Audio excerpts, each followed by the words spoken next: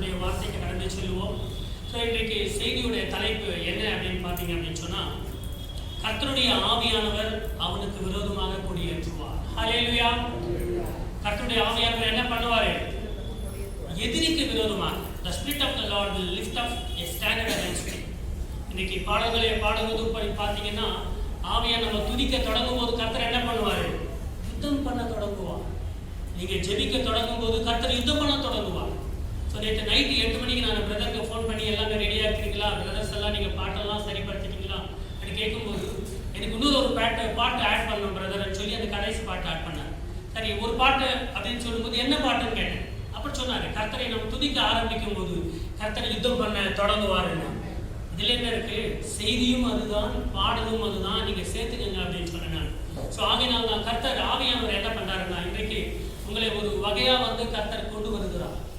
கர்த்தர் ஆவியானவர் ஒரு விசேஷத்தை செய்திக்காக ஆயத்தப்படுத்தியிருக்கிறார். ஆகையால் தான் இன்றைக்கு விசேஷமான ஆராதனையில் அவர் அபரிதமாக இறங்கினார். ஒரு வசனத்தை நம்ம இந்த ஆகஸ்ட் மாதம் நாம் வந்து வாக்குத்தத்தமாக நம்ம வாசித்த வசனத்தை வாசிக்கலாம். ஏசாயா 59:19. ஒருவர் சத்தத்தை உயர்த்து வாசிக்கலாம்.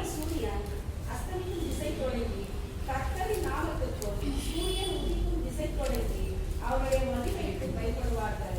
வெள்ளம் போல் சத்து வரும்போது கர்த்தருடைய ஆவியானவர் அவனுக்கு விரோதமாய் கொடியேற்றுவார். ஒருவர் ஆங்கிலத்திலே வாசிக்கலாமா? ஏசாயா 59:19. So shall they fear the name of the Lord from the west, and his glory from the rising of the sun. When the enemy comes in like a flood, the Spirit of the Lord will lift up his standard. ஹல்லேலூயா. அப்பொழுது சூரியன் அஸ்தமிக்கும் திசை தொடங்கி, சூரியன் அஸ்தமிக்கும் திசை எது? மேற்கு, ஈஸ்டுக்கு opposite இருக்கிறது. அஸ்தமிக்கும் திசை தொடங்கி கர்த்தரின் நாமத்திற்கும், சூரியன் உதிக்கும் திசை தொடங்கி, உதிக்கும் திசை எது? கிழக்கு. ஸோ என்ன சொல்லுகிறார் அப்படின்னா, கிழக்கில் இருந்து மேற்கு வரைக்கும் அவருடைய மகிமைக்கு, அவருடைய நாமத்துக்கு பயப்படுவார்கள். ஹல்லேலூயா. அவருடைய நாமத்துக்கு பயப்படுவார்கள். இதுதான் கர்த்தர் சொல்லுகிறார். என்ன நடக்கும் அப்படின்னு சொன்னா, வெள்ளம் போல சத்ரு வரும்போது, சத்ரு எப்படி வருகிறான்? வெள்ளம் போல சத்ரு வரும்போது கர்த்தருடைய ஆவியானவர் அவனுக்கு விரோதமாக கொடியேற்றுவார்.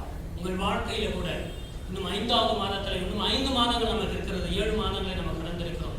வெள்ளம் போல சத்ரு வரும்போது அவனுக்கு விரோதமாக கர்த்தர் என்ன பண்ணுவார்? ஆவியானவர் என்ன ஏற்றுவார்? கொடி ஏற்றுவார் என்று பார்க்கிறோம். இந்த ஆகஸ்ட் மாதத்துல பார்த்தீங்கன்னா, உலகம் வந்து நம்மளை பல வகையில் வந்து எதிர்க்கிறது.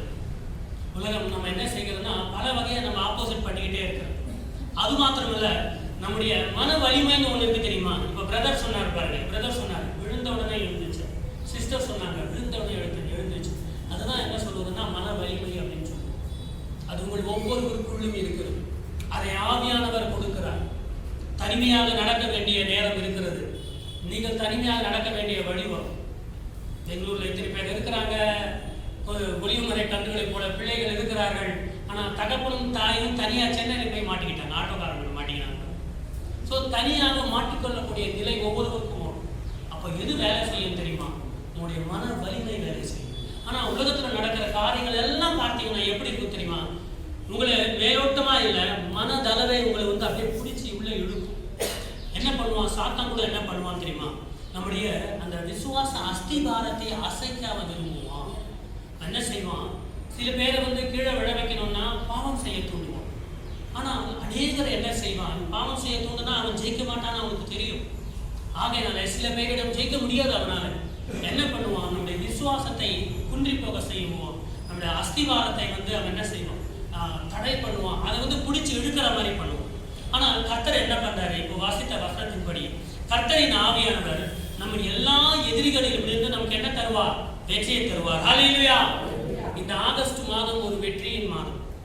இனிமேல் வருகிற நாட்கள் அனைத்தும் உங்களுக்கு வெற்றியின் நாட்களாக, ஒரு சக்சஸ்ஃபுல்லாக கர்த்தர் நம்ம வாழ்க்கையில் எப்படி இருக்கிறாரு? யெகோவா நிசியாக இருக்கிறார். ஹல்லேலூயா. எப்படி இருக்கிறாரு? யெகோவா நிசி. யெகோவா நிசின்னு சொல்லும்போது என்ன? The Lord is my banner. ஆங்கிலத்தில் பேனர்னு சொல்லுவாங்க. ஆனால் பேனர்னா என்ன? ஒரு பேனர் எங்க போனாலும் ஒரு பேனர் வந்து எழுதி நிற்க வைப்பாங்க. அந்த பேனர்ல என்ன இருக்கும்? நாம் என்ன செய்து கொண்டோம் அப்படின்னு சொல்லிட்டு இருக்கோம். நம்முடைய போர்டு மாதிரி. தமிழ்ல சொல்ல போனா கொடி. நம்முடைய கொடி பேனர் அப்படின்னு சொல்லலாம். இது கர்த்தர் நம்முடைய நிசி பிஸியாக இருக்கிறார் என்றால் நம்முடைய கொடி எது? யெகோவா தான் நம்முடைய கொடியா இருக்கிறார். இன்றைக்கு ஆவியானவர் சொல்றாரு, எந்த சூழ்நிலைகளை கண்டு நீங்க என்ன பண்ணாதீங்க, கலங்காதீங்க. உங்களுடைய விசுவாசத்தை நீங்க என்ன பண்ணுங்க, அடிப்படையா பார்த்துக்கோங்க. அது வந்து அந்த மன வலிமை போகாதபடிக்கு பார்த்துக்கொள்ளுங்க. ஏன் அப்படின்னு சொன்னால், நம்மை பயப்பட வைக்கவும் நம்முடைய அந்த வேலைகளை எல்லாம் நம்ம உற்சாகமா எழுந்து போயிட்டே இருப்போம். திடீரென்று ஒரு பலவீனம் வரும், எல்லாரும் இல்லாத ஒரு சூழ்நிலை நமக்கு ஏற்படும். ஆனால் கர்த்தர் உங்கள் மன வலிமையையும் உங்கள் விசுவாசத்தையும் இன்று கர்த்தர் உறுதிப்படுத்துவார். ஹல்லேலூயா. தைரியமா இருங்க, மன வலிமையோடு இருக்கு. கடந்த 2 வாரமா பாத்தீங்கன்னா ஒரு 3 காரியங்களை இந்த சாத்தான் இந்த உலகம் செய்து கொண்டிருக்கு. அது என்ன அப்படின்னு சொல்லும்போது, நீங்க கேள்விப்பட்டிருப்பீங்க, ஹமாஸுடைய தலைவர், அவருடைய பேர் என்ன? ஹனியே அப்படின்னு சொல்லுவாங்களே, இஸ்மாயில் ஹனியே. அவரை இஸ்மாயில் ஹனியேன்னு சொல்லுவாங்க. அவரை என்ன பண்ணாங்க? இஸ்ரேல் கொன்று விட்டார்கள் அப்படின்னு நான் ஜெட்டிலா சொல்லான்னு பார்த்தா போட்டு தள்ளிட்டாங்க பிரதர். அன்றைக்கே வந்து உங்களுக்கு ஞாபகம் இருக்கும், அக்டோபர் 23, 2023 அக்டோபர் 7ஆம் தேதி இந்த ஹமாஸ் வந்து இஸ்ரேலை எழுந்து அவங்க தும்சம் பண்ணும்போது நெட்டானியாஹு சொன்னார், பெஞ்சமின் நெட்டானியாஹு சொன்னார், ஹமாஸ்ல எந்த நபரும் உயிரோடு இல்லாதவை நம்ம பார்த்துக் கொள்வோம், நாங்கள் அவங்கள என்ன பண்ணுவோம், வைப் அவுட் பண்ணுவோம், நீ எந்த நாட்டில் என்ன போய் ஒளிந்து கொள். அமெரிக்கா சொன்னாங்க, யுஎன்ஓ சொன்னாங்க, இல்லை அது மாதிரிலாம் பண்ணக்கூடாது. இங்க அசையவே இல்லை. இஸ்ரேல் என்ன பண்ணல, அசையவே இல்லை. தேடி கண்டுபிடிச்சு ஈரான்ல வந்து அவர் ஒரு தனி ஒரு பில்டிங்ல இருக்கிறாரு, எப்படியோ உங்க வழியில சொல்லணும்னா போட்டு தள்ளிட்டாங்க. ஆனா அவருடைய விளைவு என்ன தெரியுமா? 3ஆம் உலகப் போர் வரும்படியான ஒரு சூழல் இருக்கிறது, சண்டை வருவதற்கான வாய்ப்பு இருக்கிறது. ஸோ ஒரு பக்கம் வெற்றியை சொல்லி நாம சந்தோஷப்பட்டாலும் இன்னொரு பக்கம் எதற்கான ஒரு ஆபத்து காத்து கொண்டிருக்கிறது. ஆகையினால உலக போர் மூடுவதற்கும் வாய்ப்பு இருக்கிறது. அது எங்கிருந்து தான் ஆரம்பிக்கும்னா எருசலேமிலிருந்து தான் ஆரம்பிக்கும். ஆரம்பத்திலிருந்து எருசலேம் தான். இன்றைக்கும் செய்தி எருசலேம் குறித்து தான். ஆகையினால ஜெபித்துக் கொள்ளுங்கள், இஸ்ரேலுக்காக ஜெபித்துக் கொள்ளுங்கள், உலக அமைதிக்காக உங்கள் தனிப்பட்ட ஜெபல ஜெபிங்க, இஸ்ரேலுக்காகவும் எருசலேமின் சமாதானத்துக்காக ஜெபிங்க. இவைகள் எல்லாம் இயேசு சீக்கிரமாக வருகிறார் என்பதற்கு அடையாளம். இது முதலாவது 2-3 வாரமா நமக்கு வந்து வந்த மிகப்பெரிய உலகம் சம்பந்தப்பட்ட செய்தி. 2வது பார்த்தீங்கன்னா ஒலிம்பிக்ல நம்முடைய அது வந்து ஒரு உலக போர் வந்தா என்ன பண்றது, நமக்கு ஆபத்தே தோணும். 2வது என்ன, ஆவிக்குரிய வகையில நம்முடைய விசுவாசத்தை நிந்திக்கும்படியாக, நம்முடைய நம்பிக்கையை அவமானப்படுத்தும்படியாக ஒலிம்பிக்ல வந்து ஒரு நடந்தது. என்ன தெரியுமா ஒலிம்பிக்ல என்ன நடந்தது? லாஸ்ட் சப்பர் இல்லையா? Last supper. கர்த்தருடைய பந்து இருக்கு இல்லையா? கர்த்தருடைய பந்து என்ன? இயேசு, அதாவது லியோனார்டோ டாவின்சி அவர் வந்து என்ன பண்ணாரு, லாஸ்ட் சப்பர்னு ஒரு படத்தை வரைந்தாரு, பெயிண்டிங் பண்ணாரு. ரொம்ப புகழ்பெற்ற பெயிண்டிங் அது. இயேசு உட்கார்ந்துருப்பாரு, சீடர்கள் உட்கார்ந்துருப்பாங்க. ஒரு அருமையான பெயிண்டிங். அவங்க என்ன பண்ணியிருக்காங்க அப்படின்னா, அந்த படத்தை இயேசுனுடைய அந்த கர்த்தருடைய பந்தியை அவமானப்படுத்தும்படியாக ஒரு டிராமா மாதிரி போட்டு உட்கார வைத்து அசிங்கமா அவங்க ட்ரெஸ், அரைகுறை ட்ரெஸ் போட்டு அவங்க வந்து செய்திருக்கிறாங்க. உலகத்தில் இருக்கிற எல்லா கிறிஸ்தவர்களும் கண்டனம் தெரிவித்தார்கள். அது வந்து தப்பு நீங்க பண்ணுது அப்படின்னு சொல்லிட்டு எல்லாரும் தெரிவித்தார்கள். அது நமக்கு என்ன செய்து அப்படின்னு சொன்னா, எல்லோரும் வந்து கொந்தளித்தார்கள். ஆனால் ஒலிம்பிக்ல அப்படி நடந்தது இல்லையா? எல்லோரும் கொந்தளித்தாங்க. எங்கேயாவது பாம்பு வெடிச்சுதா? வெடிக்கல. எங்கேயாவது கிறிஸ்தவர்கள் வன்முறையில் ஈடுபட்டார்களா? ஈடுபடல.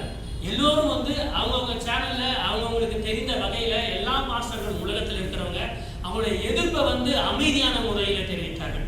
இதுதான் கிறிஸ்தவம். ஹல்லேலூயா. ஆனா நாம் வந்து அமைதி முறையில இருக்கிறோம் என்பதனால நம்முடைய அப்பா நமக்கு வந்து எப்படி சொல்லி கொடுத்திருக்கிறாரோ அப்படி நாம் நடந்து கொண்டு இருக்கிறபடினால நம்ம கேலி செய்து கொண்டிருக்கிறார்கள். இருந்தாலும் இதுவும் மனதுக்கு வலிமையா இருக்கு. ஆனா சோர்ந்து போகாதீங்க. இதையும் பயன்படுத்தி நாம் என்ன செய்யணும் அப்படின்னு சொன்னா, சீக்கிரமாக சுவிசேஷம் சொல்ல வேண்டிய கடைசி கட்டத்தில் இருக்கிறோம். சீக்கிரமா சுவிசேஷம் சொல்லணும். நம்ம வந்து ரொம்ப தாமதப்படுத்தி கொண்டிருக்கிறோம். நம்முடைய தேவைகள், நம்முடைய வசதிகளை பார்த்து கொண்டிருக்கிறோம். சீக்கிரமா உலகத்திலே சுவிசேஷம் சொல்ல வேண்டிய அவசியம் இருக்குன்றது இது நமக்கு தெரிவிக்குது இல்லையா? 3வதாக கடந்த 2 வாரமாக 3 வாரமாக நடக்கிற காரியங்கள்.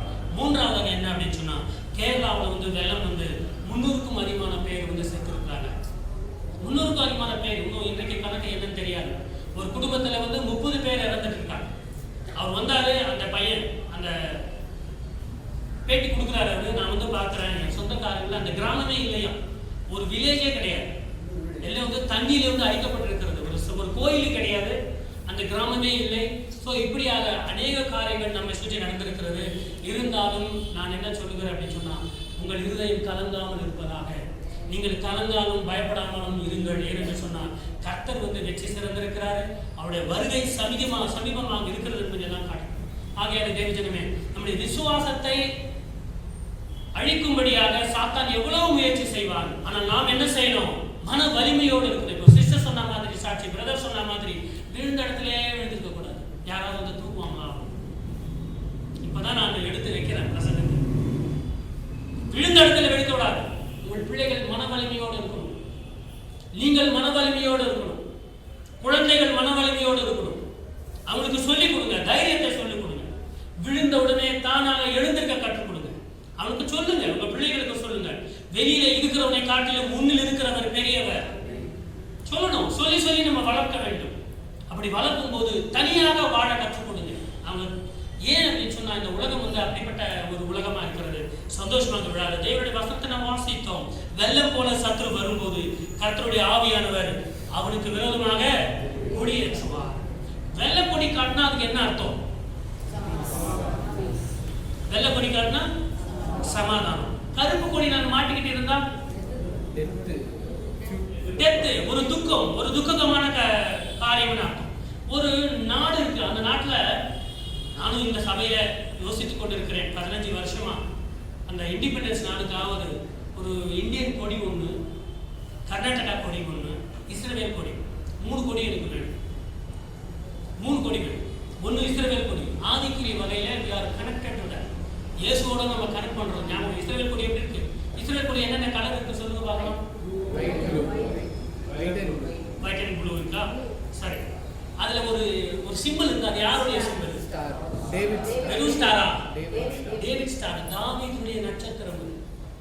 அது போட்டிருக்காங்க. ஸோ இது ரொம்ப நாள் ஆசை. நிறைய சபைகள்லாம் நான் பார்க்குறோம். நீங்க நிறைய இங்கிலீஷ் சபையெல்லாம் போப்பீங்க. ஆனால் என்ன பண்ணுவோம், ஒரு 3 கம்பம் இருக்கும். ஒன்றுத்துல இந்தியா கொடி இருக்கும், ஒன்றுத்துல இஸ்ரேல் கொடி வச்சிருப்பாங்க. இன்னும் நிறைய வெளிநாட்டில் பார்க்கும்போது ஒரு சைடெல்லாம் 20-30 கொடி வச்சிருப்பாங்க. ஏன்னா ஒவ்வொரு நாட்டிலிருந்தும் மக்கள் அங்கே ஆராதிக்கிறாங்கன்னு சொல்லிட்டு நம்ம எங்கே இருக்கிறோம். ஸோ ஒரு கம்பத்துல பாதியில கொடி தொங்க போட்டா என்ன அர்த்தம்?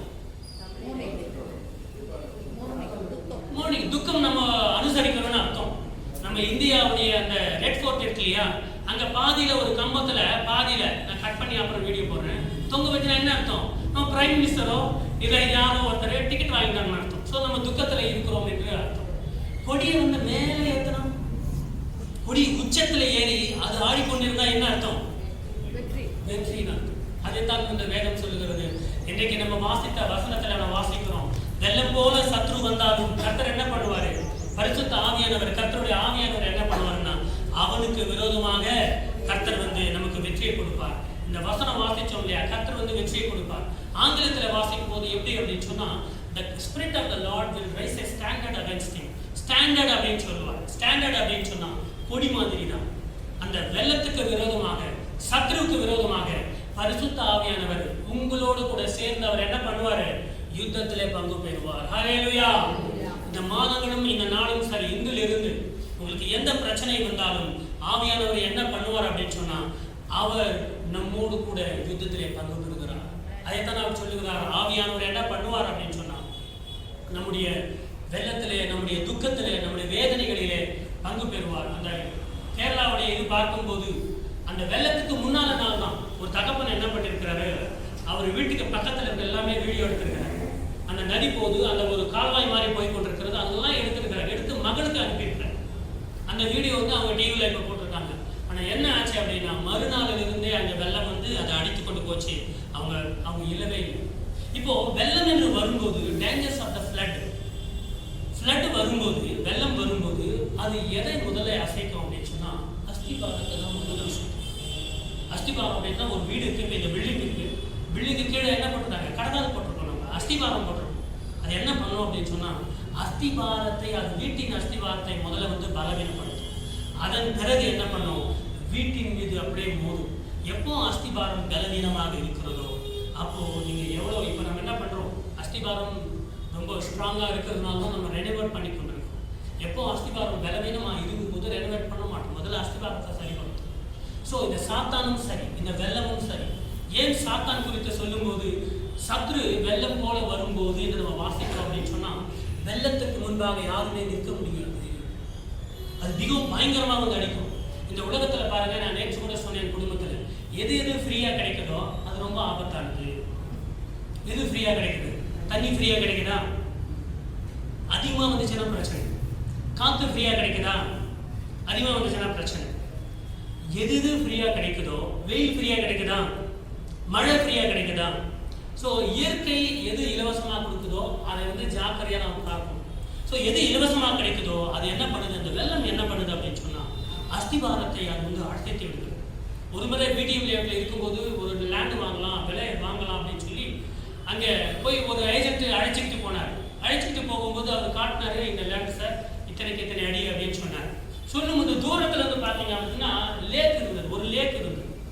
ஒரு 30 அடியோ 40 அடியோ ஒரு லேக்குன்னா என்ன, ஏரி இருந்தது. பிடிஎம் சீர்க்கு போர்டுக்கு பின்னால சைடு இப்பெல்லாம் கட்டிட்டு இருப்பாங்க. இங்கிருந்து பார்த்தீங்கன்னா ஒரு 50 அடியோ 100 அடியோ ஏதோ கிட்ட தான் இருக்கும் லேக் இருந்தது. ஆனால் கம்மி ரேட்டு.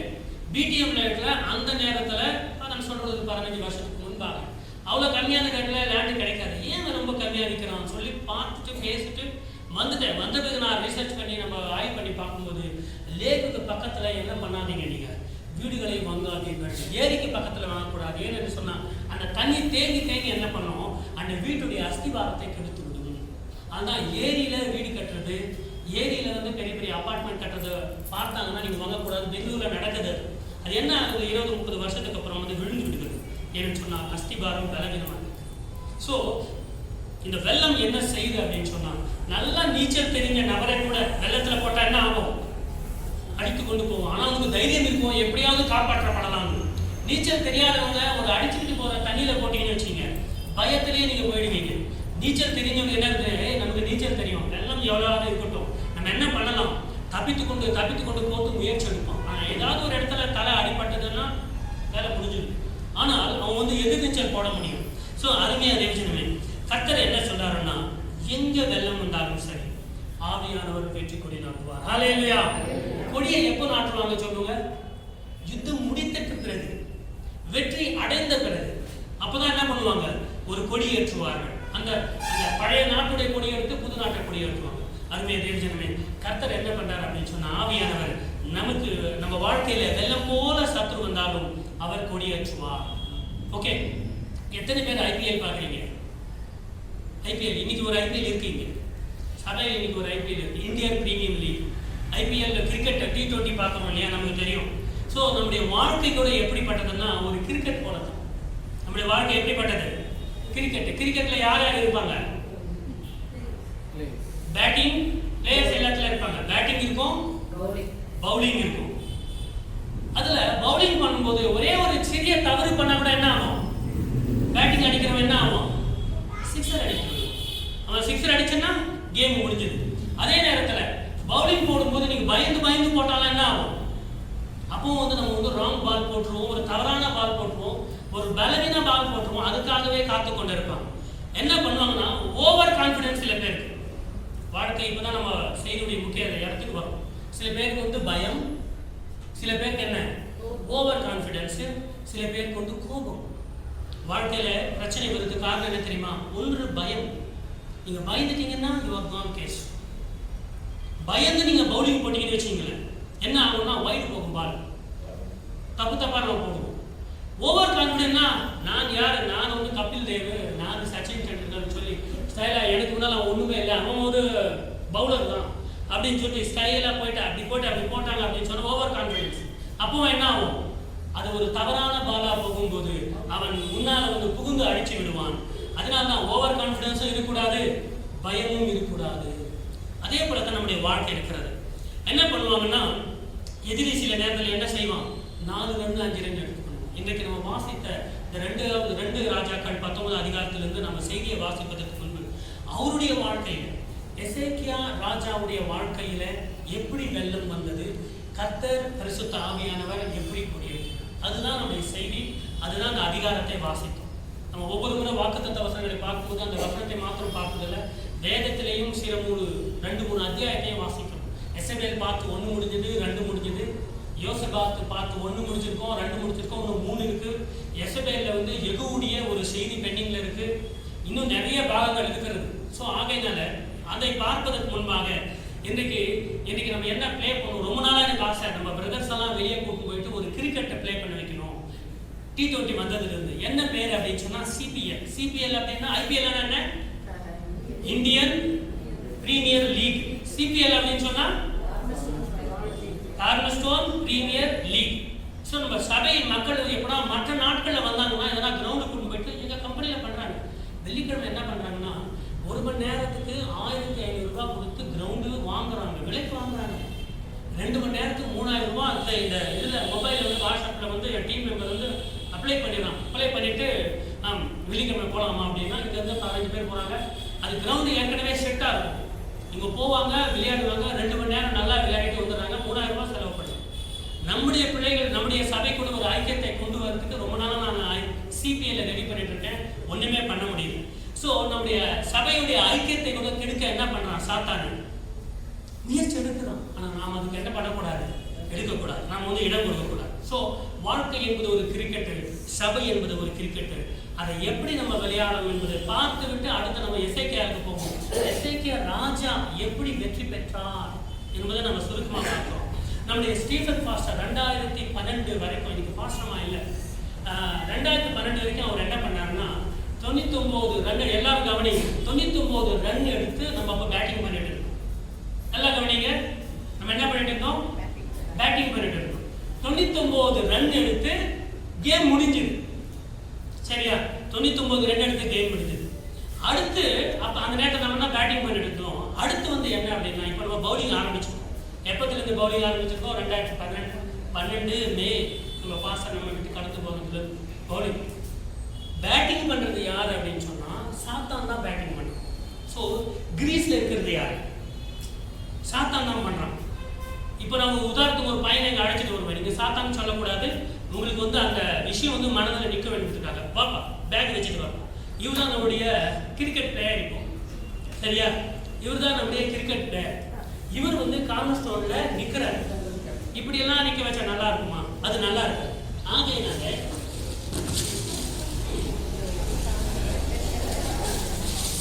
பிடிச்சிங்க. ஸோ ஆக பின்னால் என்ன எழுதிருக்கு பாருங்க, பின்னால் என்ன எழுதிருக்கு பாருங்க, சர்ச்சுக்காகவே தயாரிக்கப்பட்டதா இருக்கு. எப்படி நிற்கணும், தோனி மாதிரி நிற்க தெரியுமா, சச்சின் மாதிரி இருக்கிறாரு. அந்த சச்சினும் இந்த சச்சினும் ஒரே ஹைட் தான்.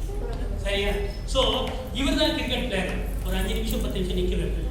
சரியா, பனிஷ்மெண்ட் என்ன பண்ணுறாரு அப்படின்னு சொன்னால், கடந்த 2012 நாம் என்ன பண்ணியிருக்கோம், பவுலிங் போட்டுருக்கோம்.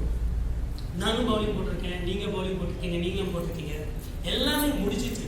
இன்னைக்கு கணக்குப்படி என்ன அப்படின்னு சொன்னால் 94 ரன் எடுத்திருக்கிறாரு. இவர் எத்தனை ரன் எடுத்திருக்கிறாரு, 94 ரன் எடுத்திருக்கிறாரு. யார் எடுத்தது, சாத்தான். இவர் பிரதர் இல்லை, நம்ம தம்பி இல்லை, உதாரணத்துக்கு நான் காட்டுகிறேன். இவர் எல்லாம் எடுத்திருக்கிறாரு, 94 ரன் எடுத்திருக்கிறாரு. இப்போ எத்தனை ரன் எடுத்தா அவர் வின் ஆவார், 6 ரன் எடுக்கணும். நாம எவ்வளவு எடுத்திருக்கோம், 99 எடுத்திருக்கோம். 99 இவர் எடுத்தாருன்னா என்ன ஆகும், மேட்ச் டிரா. உங்களுக்கு மேட்ச் டிரா ஆகணுமா, இல்ல தோக்கணுமா, இல்ல ஜெயிக்கணுமா? ஜெயிக்கணும்னா என்ன செய்யணும், இப்போ நீங்க சர்ச்சை பத்தி சொல்லுங்க, ஆனால் லாஜிக்கலா பார்த்தா உங்கள் வாழ்க்கை பத்தி தான் நான் கேட்டுக்கொள்ளுங்க. உங்கள் வாழ்க்கையில சாத்தான் ஜெயிக்கணுமா, இல்ல சாத்தானோட டிரா ஆக போறீங்களா, இல்ல சாத்தான் உங்களே மேற்கொண்டு அவன் ஜெயிக்கணுமா, இல்ல நீங்கள் அவங்க ஜெயிக்க போறீங்களா? என்ன பண்ணணும் அப்படின்னு சொன்னா நல்லா கவனிங்க. இந்த சர்ச்சும் சரி, நம்முடைய வாழ்க்கையும் சரி, we are in the last hour. ஏன் யுத்தங்களை குறித்து கேள்விப்படுகிறோம். 3ஆம் உலகப் போர் வர வாய்ப்பு இருக்கிறது. அங்கங்க வெள்ளங்களை பார்க்கிறோம். 2 மாசத்துக்கு முன்னால என்னுடைய பெரிய பொண்ணு வயநாடுக்கு போயிட்டு வந்தா. வயநாடு தான் போயிட்டு வந்தாங்க, ரொம்ப சந்தோஷமா இருந்தது. அப்பெல்லாம் போட்டோலாம் பிடிச்சி பார்த்தாங்க. போயிட்டு வந்த பிறகு நான் உங்களை அழைச்சிட்டு போறேன், நீங்க என் கூட ஏன் வர்றதில்லை அப்படின்னு சொன்னப்பட்ட போலாமா இந்த முறை அப்படின்னு. நான் எப்போ ஒரு விஷயத்தை மனத்துக்கு விருப்பம் இல்லாமல் போவேன் என்று சொல்வேனோ கதையே கண்டுவாள். நேற்று 2 பேரும் எங்க மனைவி பெரியமா என்ன வாய் வச்சு சொன்னீங்க, நீங்க விருப்பமா சொன்னீங்களா? நான் விருப்பம் இல்லாமல் சொன்னேன். என்ன விருப்பம் இல்லாம யாராவது கட்டாயப்படுத்தி ஆமா வர வச்சீங்க அப்படின்னு சொன்னா அஸ்திவாரத்துக்கே ஆட்டம் காணும். இப்ப பாத்தீங்கன்னா வயநாடு ஃபுல்லா போச்சு. இந்த வருஷம் கிடையாது, இனிமேல் எந்த வருஷம் கூப்பிட்டாலும் நான் வயநாடுக்கு வரவே மாட்டேன். கேரளாவுக்கு வரவே மாட்டேன், கொச்சின் போனால் கூப்பிடுங்க, இந்த மலைப்பாங்கான பேருக்கு கூப்பிட மாட்டேங்க, வரவே மாட்டேன் நான். நீங்கள் ஃப்ரீயாக கூப்பிட்டாலும் நீங்கள் வந்து கூப்பிட்டு பாருங்களேன், ஒரு டிக்கெட் வாங்கி விடுதலை கூப்பிட்டு நான் வரமாட்டேன். என்ன ஆச்சு அப்படின்னு சொன்னால், வாழ்க்கையிலே நம்ம வந்து சாத்தான் கையில் பேட் இருக்கு. கணவன் மனைவி, குடும்பம், அப்பா அம்மா, பிள்ளைகள். ஆனால் பேட்டிங் பண்ணுறது யார் தெரியுமா? குடும்பத்தில் சாத்தான் பண்ணி கொண்டிருந்தான். எப்படி அவன் கையில் பேட் போச்சு அப்படின்னு சொன்னால், அதுதான் நம்முடைய சுய விருப்பம், ஃப்ரீ வில் அப்படின்னு கர்த்தர் நம்ம மனதில் வச்சிருக்கிறார். ஸோ எந்த நேரத்திலையும் அவன் ஜெயிக்கவும் வாய்ப்பு இருக்கிறது. இப்போ விஷயத்துக்கு வந்து நான் சீக்கிரம் முடிக்கிறேன். ஸோ நம்ம கையில் எத்தனை பால் இருக்கு? ஒரு ஓவர் தான் இருக்கு. நம்ம 6 பால் இருக்கு, ஒரு ஓவர் இருக்கு. நல்லா அடிக்டட் ஐபிஎல் 6 பால் கரெக்டாக சொல்றாரு. 6 பால் இருக்கு நம்ம கிட்ட. எத்தனை ரன் எடுக்கணும்? இவரும் 6 ரன் எடுக்கணும். சரியா? பவுலிங் போடுறது யார்? பவுலிங் போடுறது யார்? நம்ம சபை பத்தி வாங்க, இதெல்லாம் சண்டே கிளாஸ். நம்ம கொடுக்குற பால் எல்லாம் மறுபடியும் போகும்போது சண்டே கிளாஸ் கொடுக்கணும். சரியா? பவுலிங் போடுறது யார்? நீ போடுறியா பவுலிங்க? முடியும், பவுலிங் போடுங்க. நம்ம பாஸுக்கு கொடுக்கணும். எப்படி? ஏன்னா ஈக்குவாலிட்டி கொடுக்கணும்ல, பவுலிங் போடணும். இதுக்காக பவுலிங் போடணும். கிளைம் பண்ணுறீங்கல்ல, பவுலிங் போடணும். வந்து யாரு? இவருக்கிட்ட கண்டிப்பாக போடணும். நீங்கள் அடிச்சுருவீங்களா? பேட்டிங் அங்கே இருக்கும். இன்னும் நிறைய பால் இருக்கு. சண்டே கிளாஸ் 15 பால் இருக்கு. உங்கள் கட்டெல்லாம் வாங்குங்க. இப்படி உள்ள வச்சுட்டு போயிட்டே போகிறாங்க. 15 பால் பிள்ளைகள் கொடுங்க. அந்த பேட் இங்கே இருக்கும், பிள்ளைகள் விளையாடி கொள்ளுவார்கள். சரி, இப்போ 6 கொடுத்தேனா? 6 இருக்கா? 6 இருக்கு. இல்லை 5 தான் கொடுக்கணும் நான். சரி, ஒரு வைடு போட்டேன்னு சொல்லிட்டு நான் எடுத்துக்கிறேன். எனக்கு ஒரு பவுலிங் இருக்கு. சரியா? ஸோ இப்போ என்ன அப்படின்னு சொன்னால், உங்கள் கைகளில் சாத்தானை ஜெயிக்க வைக்கிறதுக்கான ஒரு ஆயுதம் இருக்கு. சாத்தானை தோற்க வைக்கிறதுக்கான ஒரு ஆயுதம் இருக்கு.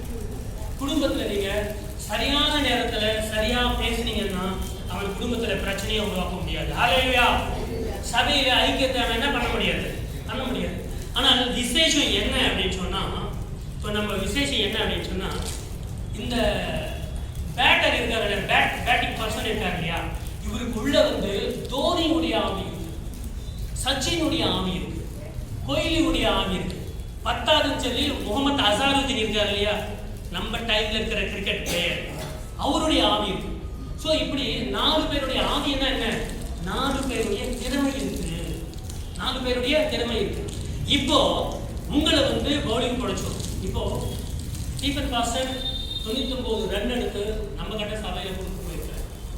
ஐக்கியமாக வாழ்ந்தா இயேசு கிறிஸ்து வரும் வரைக்கும் பிரச்சனைகள் வரும், சண்டைகள் வரும், நம்ம ஐக்கியத்தை கெடுக்கக்கூடிய காரியங்கள்லாம் வரும். ஆனால் இப்போ நம்ம என்ன பண்ண போகிறோம்? பவுலிங் போட போகிறோம். ஏற்கனவே இருந்தவர் 10 பால்ல 50 ரன் கொடுத்து போயிட்டார். 10 பால்ல 50 ரன் எடுக்க முடியுமா? 10 பால்ல 50 ரன் எடுக்க முடியுமா? ஆமா, கிரிக்கெட் பிளேயர் 10 பால்ல 50 ரன் எடுக்க முடியுமா? எப்படி எடுக்கலாம்? 5 6 5 4 அடிச்சா போதும் இல்லையா? நம்ம இந்தியாவில் 6 பால்ல 6 அடிச்சவங்க இருக்காங்களா? இருக்காங்க. யுவராஜ் சிங் இன்னொருத்தர் இருந்தாரு, பழைய கிரிக்கெட் பிளேயர். ரவி சாஸ்திரி அவங்க 6 6 அடிச்சாரு. ஸோ கதை சிம்பிள். இப்போ என்ன அப்படின்னா, நம்ம 6 பேர் கிட்ட பால் இருக்கு, என்கிட்ட கூட 1 இருக்கு. இது என்ன பண்றான்? பேட்டிங் நிற்கிறான். அப்படி நிற்கக்கூடாது. நல்லா ஸ்டைலாக நிற்கணும். அப்புறம் அடிச்சிட்ட பிறகு எப்படி நிற்கணும்? சச்சின் மாதிரி நிற்கணும். அடிச்சிட்ட பிறகு எப்படி நிற்கணும்? சச்சின் மாதிரி. இப்படி எப்படி நிற்பாங்க? சச்சினை பண்ணிருப்பாரு. அவர் பாரு, அவருக்கு இப்படி பண்ணிட்டு இப்படி நிற்கணும், இப்படி நிற்கணும், அப்படி நிற்கணும். அதெல்லாம் கற்றுக்கணும். சரியா? இப்போ என்ன பண்ணார் அப்படின்னா, இவர் என்ன பண்ணுவார்? நீங்கள் கிரிக்கெட்டில் பார்த்தீங்கன்னா தெரியுமா, உங்கள் வாழ்க்கையிலையும் சொந்தங்கள் பந்தங்கள் என்ன பண்ணுவாங்க? இது இந்தியா பாகிஸ்தானுக்கு நேரத்தில், இல்லை ஆஸ்திரேலியா என்ன நேரத்தில் பவுலர் என்ன பண்ணுவார்? இது பவுலர் வந்து உற்சாகமாக தான் இருப்பார். அப்படி இப்படி பார்த்துட்டே இருப்பார். இப்படி பண்ணிக்கிட்டு தேய்ப்பார். சில பேர் வந்து கீறுவாங்க பண்ணி, அப்படி இங்கே அங்கே தேய்ச்சிக்கிட்டே இருப்பாங்க. அந்த பேட்ஸ்மேனுக்கு பக்கத்தில் போகும்போது எல்லாம் போட்டு என்ன கிழிக்கப்ப அப்படின்னு ஏதோ ஒன்று வளரும், ஏதோ ஒன்று சொல்லுவாங்க. முதல்ல பவுலருக்கு என்ன வரும் தெரியுமா? கோவம் வரும். நீ அப்படி சொல்கிறியாடா அப்படின்னு சொல்லி அவர் என்ன பண்ணுறான் அப்படின்னா, பவுலரை வந்து உசுப்பேற்றுறான். பவுலரை உசுப்பேற்றி அவன் ஸ்கில்ஃபுல்லாக பவுலிங் போடாமல் அவன் வந்து அவன் வாயிலிருந்து ஏதோ ஒரு வார்த்தை அவன் அவசரப்பட்டு போடணும்னு சொல்லிட்டு எதிர்பார்க்கும் போது நீ என்ன திட்ட இல்லை அப்படின்னு சொல்லிட்டு என்ன பண்ணுவாங்க, உன்கிட்ட கோபத்தில் போடுவான் பாருங்க. என்ன ஆகும், அது வந்து ஒரு லோ பாலோ, அது வந்து ஒரு பலவீனமான பாலா மாறிடும். இவர் என்ன பண்ணுவார், சிக்ஸர் அடிச்சு. தான் உங்கள் வாழ்க்கையில குடும்பத்தில் வந்து நிறைய சொந்தக்காரங்க உசுப்பேற்றுவாங்க. சொந்தக்காரர்கள் குடும்பத்திற்கு விரோதமாக அவங்களாம் உசுப்பேற்றுவாங்க. உசுப்பேற்றும் போது ஏன் சொல்றீங்கன்னா அதெல்லாம் வருகிறது, அந்த அத்தியாயத்திலே வருகிறது. ஸோ நீங்கள் உசுப்பேறாதீங்க, ஜாக்கிரதையா இருங்க. நான் என்ன பண்ணேன், என்கிட்ட ஒரு பால் இருக்கு, 5 பேர் கிட்ட இருக்கு. பிரதர் நீங்க தான் பிரதர் சூப்பர். யாரு என்ன பார்த்து சொன்னது, நீங்க சூப்பர், உன்னால அடிக்க முடியும், டூ இட் சொன்ன உடனே எனக்கு நடுக்கமா இருக்கு.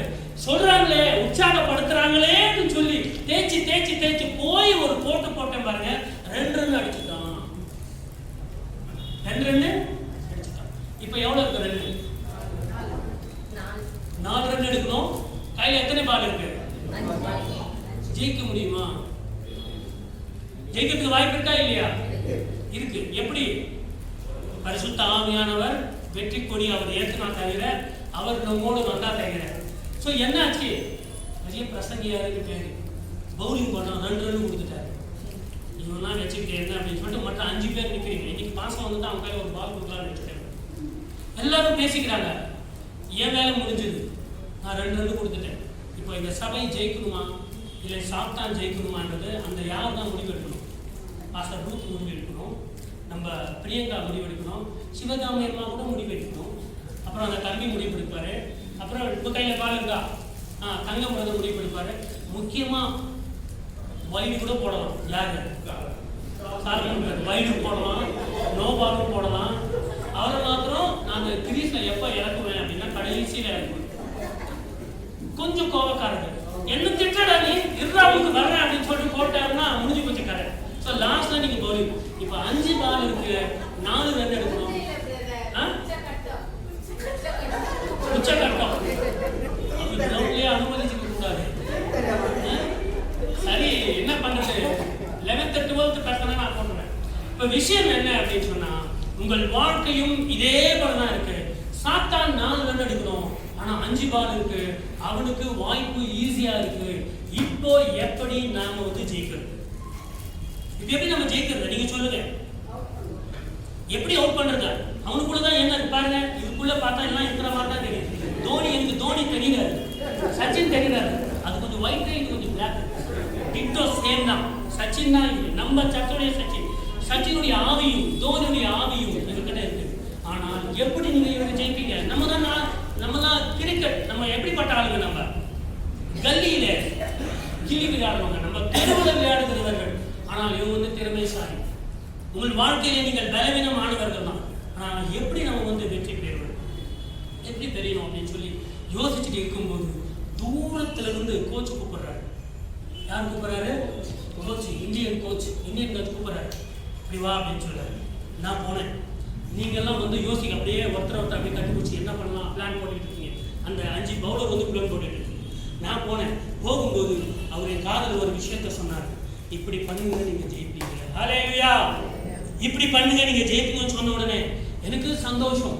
வந்த உடனே அந்த 5 பவுலரு, தங்கம் பிரதர், எங்க தம்பி ரூத் சிஸ்டர், அப்புறம் பிரியங்கா, அப்புறம் சிவகாமி அம்மா, அப்புறம் சாலமன் பிரதர், எல்லாருக்கிட்ட வந்து என்ன சொன்னேன் அப்படின்னு சொன்னா, இப்படி நம்முடைய கோச் வந்து பதில் கொடுத்தாரு, இப்படி செய்த நம்ம வெற்றி பெறலாம் அப்படின்னு சொல்லி.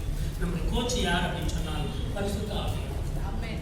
இந்த சபை வெற்றி பெறுவதற்கு யார் தான் உதவி செய்யணும்? பரிசுத்த ஆவியானவர்.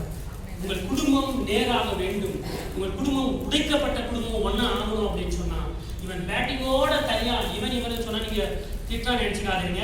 உங்க சாத்தானை நான் சொல்லுகிறேன். உதாரணத்துக்கு இவன் நிக்க வச்சிருக்கேன், நீங்க பயப்படக்கூடாது, சரியா? இவன் வந்து எப்பவுமே ரெடியா இருக்கலாம். Very smart. தோனி எப்படி அடிப்பாரு? ஹெலிகாப்டர் ஷாட் ஆகுது, இப்படி சுத்தி அடிச்சாரு அப்படின்னு சிக்ஸர் போயிடும். கோயிலி இருக்காரு, அவரும் பயங்கரம் அடிப்பாரு. சச்சினுக்கு சொல்லவே தேவையில்லை, அப்படியே தோன்று இருக்காரு பாருங்க சச்சின். பேட்டை விட பாதி பாட்டு பாதி ஆளு. என்னாச்சுன்னு சொன்னா, அந்த கோச் பரிசுத்த ஆவியானவர் எனக்கு ஒரு விஷயத்த சொன்னாரு. அதை வந்து அந்த 5 பேருக்கு சொன்னேன். அந்த 5 பேர் என்ன பண்ணாங்கன்னா, அது கேட்ட உடனே வெற்றி கோடி பிடித்திடுவோம், நாம் வீரநடை நடந்திடுவோம், வெற்றி கோடி பிடித்திடுவோம், நாம் வீரநடை நடந்திடுவோம். வெள்ளம் போல சாத்தான் வந்தாலும் ஆதிதானே கோடி பிடித்திடுவோம். வெள்ளம் போல சாத்தான் வந்தாலும் ஆதிதானே கோடி பிடிப்பார். அஞ்சாதே என் மகளே, நீ அஞ்சாதே என் மகளே. எல்லாரும் ஸ்டாப் பண்ணிருக்கோம், நான் மாத்திரம் பாருங்க. அஞ்சாதே என் மகளே, நீ அஞ்சாதே என் மகளே, உம்மாலே நான் ஒரு சேனைக்குள் வாழ்வேன், உம்மாலே நான் ஒரு சேனைக்குள் வாழ்வேன், மதிலை தாண்டிடுவேன், மதிலை தாண்டிடுவேன். ஐயா ஸ்தோத்திரம், இசையா ஸ்தோத்திரம். இப்படி நான் 5 பேர் பாடுறாங்க, மீதி 6 பேர் இருக்காங்க இல்லையா, இன்னொரு 5 பேர் கூட இருக்காங்க. என்ன நீங்க என்ன சொன்னாரு, என்ன கோச் என்ன சொன்னாரு அப்படின்னு சொன்னா, அந்த அவர் என்ன ரகசியத்தை சொன்னாரு, எப்படி வின் பண்ணுவாங்க, இப்பொழுது நான் உங்களுக்கு சொல்ல போறதில்லை. அது அடுத்த வாரம் நம்ம செய்தியில பார்க்க போகிறோம். அது வரைக்கும் சஸ்பென்ஸை தாங்குவீங்களா நீங்க? அது வரைக்கும் சஸ்பென்ஸை தாங்க முடியுமா? தாங்க முடியாது. அவர் என்ன சொன்னார் அப்படின்னு சொன்னா, பாரு, நான் ஆவியானவர், நான் கோச், எனக்கு தெரியும் இந்த மேட்ச் எப்படி வின் பண்ணுறது. ஆவியானவர் இது போல எத்தனை மேட்சை வின் பண்ணியிருக்காரு, கோடிக்கணக்கான மேட்சுகளை வின் பண்ணியிருக்காரு. ஆகவே நான் என்ன சொல்றேன்னா, அம்பையர் இருக்காருல்ல, அம்பையர் யாரு? அம்பையர் தெரியுமா? அம்பையர் வந்து இவருக்கு ஆப்போசிட்டா நிற்பாரு, இவருக்கு ஆப்போசிட்டா நிற்பாரு. அம்பையர் இப்படி காட்டினாருன்னா என்ன அர்த்தம்? நான் இப்படி அம்பையர் நிற்கிறேன் இல்லையா, இப்படி காட்டி இருந்தா என்ன அர்த்தம்? நீங்க பவுலிங் ஓடி வரணும். ஓடி வரணுமா? ஓடி வரக்கூடாது. நீங்க என்ன பண்ணணும்? இப்படி காட்டினா நீங்க வந்து நிக்கணும். எப்போ அவர் வந்து அம்பையர் கையில கீழே வைப்பாரோ, வச்சுட்டு அவர் என்ன பண்ணுவாரு, இப்படி பின்னால வச்சுப்பாரு, கை வச்சுப்பாரு, பின்னால வச்சுப்பாரோ, அப்போ என்ன ஆகணும்னா நீங்க ஓடி வந்து பவுலிங் போகணும். அந்த கோச் நமக்கு என்ன சொல்லியிருக்காரு அப்படின்னு சொல்லும்போது, நான் இவருக்குள்ள தோனி இருக்கட்டும், இவருக்குள்ள சச்சின் இருக்கட்டும், இவருக்குள்ள கோயில் இருக்கட்டும், முகமது அசாருதீன் இருக்கட்டும், யார் கவாஸ்கரோட இருக்கட்டும், நான் அம்பைக்குள்ள போய் அந்த கோச் என்ன சொல்றாருன்னா, நான் அம்பைக்குள்ள இறங்குவேன். இறங்கிட்டு நீங்க என்ன பண்ணிப்பீங்க, தம்பி இருக்காரு, இந்த தம்பிக்கு வந்து நான் என்ன பண்ணுவேன், இப்படி போட்டு கீழே விரல வைப்பேன். வச்ச உடனே அந்த தம்பி என்ன பண்ணுவாரு, ஓடி வருவாரு. அப்படி பண்ணிட்டு ஓடி வரும்போது நான் இப்படி கை வச்சிருப்பேன் இல்லையா, நான் இப்படி காட்டுவேன். அந்த கையை பாருங்க, நான் இப்படி காட்டுவேன். இப்படி நான் தம்பு காட்டினேன்னா நீ பவுலிங் போடணும். ஏன் அப்படின்னு சொன்னா, அவன் எங்க பலவீனமா இருக்கான்னு எனக்கு தெரியும். சாத்தானுடைய பலவீனம் யாருக்கு தான் தெரியும்? இயேசு பரிசுத்த ஆவியானவருக்கு தெரியும். நான் போடுவேன். ஒருவேளை நீங்க ஓடி வரும்போது நான் ஒண்ணுமே காட்டாம இப்படி நின்னு நீங்க என்ன பண்ணணும், ஓடி வந்து போடாம ஐ எம் சோ சாரி அப்படின்னு சொல்லிட்டு போயிடும். புரியுதா? ஸோ இந்த ஐடியா தான் அவர் கொடுத்தாரு. இந்த ஐடியா அவர் கொடுத்தா என்ன அர்த்தம், அவர் வந்து பிளான் போட்டிருக்கிறாரு. ஸோ அம்பையர் உங்க கையில இருக்கிற பால் எடுத்து நீங்க ஓடி வரும்போது அவர் தம்பு காட்டினாருன்னா நீங்க பால் போடணும். தம்பு அவர் எப்போ காட்டுவார் தெரியுமா, எப்போ சாத்தான் பலவீனமா இருக்கிறானோ அப்போ உங்களுக்கு காட்டுவாரு. நீங்க ஓடி வந்து அங்கே போடும்போது அவன் வந்து டக் அவுட் ஆவான், அவன் வந்து அவுட் ஆவான், அவன் வெற்றி பெற முடியும். ஹல்லேலூயா. ஸோ வாழ்க்கையில வெற்றி பெறதுக்கு நம்ம என்ன பண்ணணும், ஆவியானவரின் வார்த்தைகளை கேட்கணும். இறங்குங்க கொஞ்சம். இல்லை என் கையில பாலுக்கு சொல்லிட்டு போட்டீங்கன்னா அவன் 6 எடுத்துக்குவான். உங்களுக்கு பேசுவதற்கு வாய்ப்புன்னு சொல்லி எல்லா இடத்துல பேசுங்க, என்ன ஆகும், வாழ்க்கையில கூட அவன் ஜெயித்து விடுவான். ஆக நான் அதுவே தெரிஞ்சிருவேன்.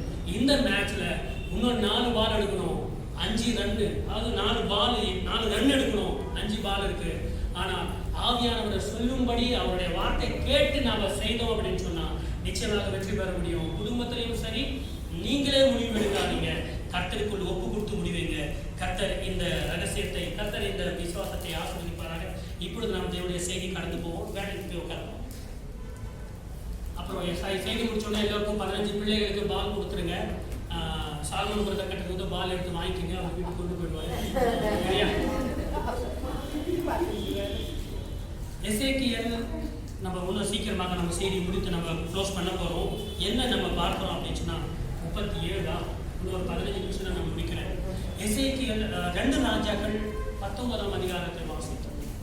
எசேக்கியா ராஜா 25 வயசு இருக்கும்போது ராஜாவாக ஆனாரு. அவர் வந்து 29 ஆண்டுகள் ஆட்சி பண்ணாரு யூதாவில். என்ன ஆட்சி அப்படின்னு சொன்னா, அவர் எப்படிப்பட்டவர்? நீங்க வீட்டுக்கு போயிட்டு 2 ராஜாக்கள் 18வது அதிகாரம் 19வது அதிகாரத்தை படிக்கிறீங்க. இன்னைக்கு நம்ம படிச்சது எத்தனாவது அதிகாரம் மட்டும்தான்? 19 மட்டும்தான். ஆனா 18ல இருந்து ஆரம்பிக்கிறது. எசேக்கியேல் எப்படிப்பட்டவர்னா 3ஆம் வசனம் சொல்லுகிறது, 18:3 சொல்லுகிறது, அவன் தன் தகப்பனாகிய தாவீது செய்தபடியெல்லாம் கர்த்தரின் பார்வைக்கு செம்மையானதை செய்தான். அவன் மேடைகளை அகற்றி சிலைகளை தகர்த்து விக்கிர தோப்புகளை வெட்டி. சோ எசேக்கியேல் எப்படிப்பட்ட ராஜா? யூதாவுடைய ராஜா இருந்தாரு. தாவீதுடைய இருதயத்துக்கு ஏற்றதை போல, தேவனுக்கு விருப்பமானதை போல செய்த ஒரு நல்ல ராஜாவாக இருந்தாரு. நீங்க எலியா என்று சொல்லும் போது உங்களுக்கு என்ன ஞாபகம் வரும்? அவரு அக்னியை புறப்பட வைத்த, அக்னியை கொண்டு வந்த ஒரு தீர்க்கதரிசி. எலிஷா சொன்ன உடனே என்ன ஞாபகம் வரும்? இன்னும் 15 நிமிஷத்துல முடிச்சிருவேன்.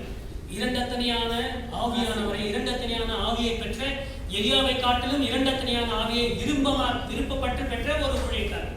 தாவீதை குறித்து பேசும்போது என்ன வரும்? இருதயத்திற்கு ஏற்ற தேவ மனிதன். அதே போல ஆபிரகாமை குறித்து சொல்லும்போது அவர் யாருன்னு சொல்லுவீங்க? விசுவாசிகளின் தகப்பன். எசேக்கியேல் சொல்லும்போது என்ன ஞாபகம்? நம்ம இது வரைக்கும் அவரை பத்தி நம்ம நிறைய தியானிக்கவில்லை சபையில. இன்னைக்கு நம்ம பார்க்க போகிறோம். எசேக்கியேல் ராஜாவை பற்றி தியானிக்கும் போது என்ன வரும்னா, அவர் கர்த்தர் மீது வைத்திருக்கிற நம்பிக்கை வேற யாருமே வைக்கவே இல்லை. ஹல்லேலூயா. வீட்டுக்கு போய் படிங்க நீங்க. 18வது அதிகாரம் 2 ராஜாக்கள் 18வது அதிகாரம் 19வது அதிகாரம் நீங்க வாசிங்க.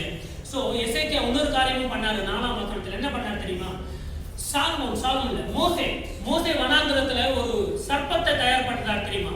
சர்ப்பத்தை உருவாக்கி, வெண்கல சர்ப்பத்தை உருவாக்கி அதை கோலிலே தூக்கி வைக்கும் போது யார் யார் பார்க்கிறார்களோ அவங்க என்ன ஆனாங்க? சுகமானார்கள் இல்லையா? அந்த சர்ப்பத்தை இது வரைக்கும் மக்கள் வந்து இஸ்ரவேலர்கள் பிரசர்வ் பண்ணி வச்சுக்கிட்டு இருந்தாங்க. அந்த பாம்பை என்ன பண்றாங்க? பிரசர்வ் பண்ணி வச்சிருக்காங்க. அப்போலோ உடைய லோகோ தெரியுமா? அப்போலோ ஹாஸ்பிட்டல் லோகோ தெரியுமா? என்ன இருக்கும்? ஒரு குச்சி மாதிரி இருக்கும். ஒரு பாம்பு இப்படி போய் இப்படி பண்ணிருக்கோம், இன்னொரு பாம்பு இப்படி. அது எங்க எடுத்தது? நம்முடைய ஆதியாகமத்திலிருந்து, நம்முடைய யாத்ராகமத்திலிருந்து எடுத்ததுதான். அந்த சர்ப்பத்தை இதுவரைக்கும் தூபம் காட்டி வந்தாங்க. தாவீது அந்த விக்கிரகத்தை ஒண்ணும் பண்ணல. சாலமோன் அந்த விக்கிரகத்தை ஒண்ணும் பண்ணல. சவுலும் ஒண்ணும் பண்ணல. 2 ராஜாக்கள் 18 4ஆம் வசனம் சொல்லுகிறது. நானே வாசிக்கிறேன். அவன் மேடைகளை அகற்றி சிலைகளை தகர்த்து விக்கிர தோப்புகளை வெட்டி மோசே பண்ணிவித்த வெண்கல சர்ப்பத்தை உடைத்து போட்டான். ஹல்லேலூயா. எசேக்கியேல் நல்ல காரியம் என்ன? அந்த விக்கிரகத்தை அவன் என்ன பண்ணான்? உடைத்து போட்டான். அந்த வசனம் சொல்லுகிறது, அந்நாள்கள் மட்டும் இஸ்ரவேல் புத்திரர் அதற்கு தூபம் காட்டி வந்தார்கள். அதுக்கு என்ன பேரு? நிகுஸ்தான். அதுக்கு என்ன பேரா? நிகுஸ்தான். அவன் இஸ்ரவேலின் தேவனாகிய கர்த்தரின் பேரில் வைத்த நம்பிக்கையிலே. இனிமேல் எசேக்கியேல் சொன்னா என்ன ஞாபகம் வரும்? எசேக்கியேல் பத்தி ஒண்ணு தெரியும் உங்களுக்கு. திடீர்னு அவருக்கு ஒரு வியாதி வருது.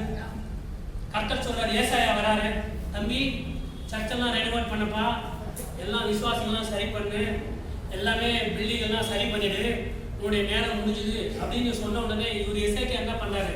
தேவனுடைய சமூகத்துக்கு முன்பாக போய் நிற்கிறாரு. இதை சொல்லிட்டு வந்து ஏசாயா தீர்க்கதரிசி அவளை வாசப்படியை தாண்டி போறாராம்.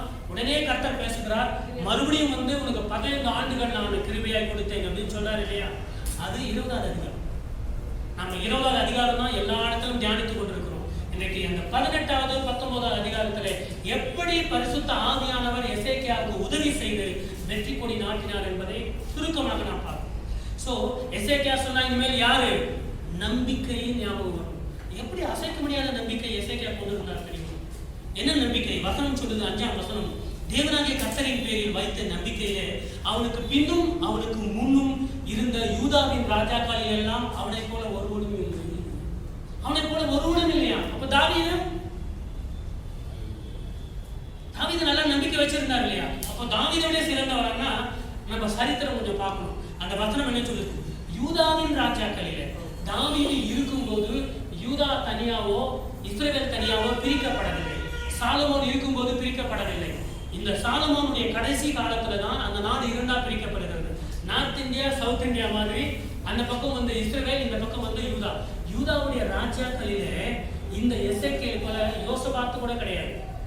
யோசபாத் குறித்து நம்ம தியானித்து இருக்கிறோம். நல்ல தேவனுடைய வார்த்தையை மக்களுக்கு சொன்ன அந்த நபர், சரியா? ஆனால் அந்த வசனம் சொல்லுகிறது, யூதாவின் ராஜாக்கள் அவனை போல ஒருவனும் இருந்ததில்லை.